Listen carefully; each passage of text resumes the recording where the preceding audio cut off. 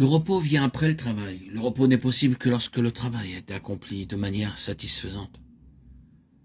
Si une partie de l'ouvrage est inachevée ou bien si elle ne peut être approuvée, le repos n'est pas possible. Ne pensons pas que ce fut une petite chose pour Dieu de se reposer après les 6 jours de la création. Quelque chose avait donné à Dieu la possibilité de pouvoir se reposer. Et c'était quelque chose d'extrêmement puissant pour que Dieu, ce Dieu de dessein, ce Dieu de vie en abondance, se repose. Comment a-t-il pu le faire? Genèse 1,31 en donne la raison. Dieu vit tout ce qu'il avait fait, et voici, cela était très bon. Ainsi, il y eut un soir et il y eut un matin. Ce fut le 6e jour. Dieu s'est reposé le 7e jour. Avant le 7e jour, il travaillait, et avant de se mettre au travail, il avait un objectif. Les Éphésiens le décrivent comme le mystère de sa volonté, son bon plaisir, ce qu'il a prédestiné. Dieu n'est pas seulement un Dieu qui œuvre, c'est un Dieu qui a un dessein. Il fait les choses parce qu'il veut qu'elles soient. L'extériorisation de ses actes est le reflet d'un désir intérieur.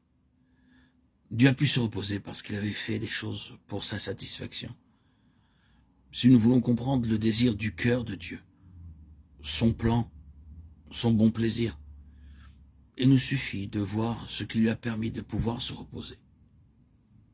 Aucun homme ne peut se reposer pour une chose qui ne l'a pas satisfait.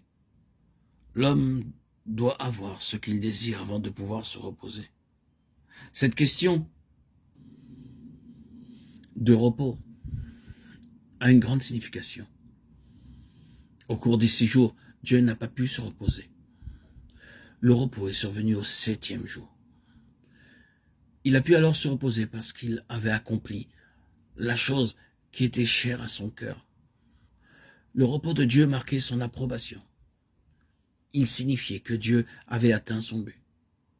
Il proclamait que son bon plaisir était parvenu au stade le plus élevé, de pleine satisfaction. Dieu est un Dieu qui doit être satisfait, et Dieu est un Dieu qui peut pourvoir à sa satisfaction.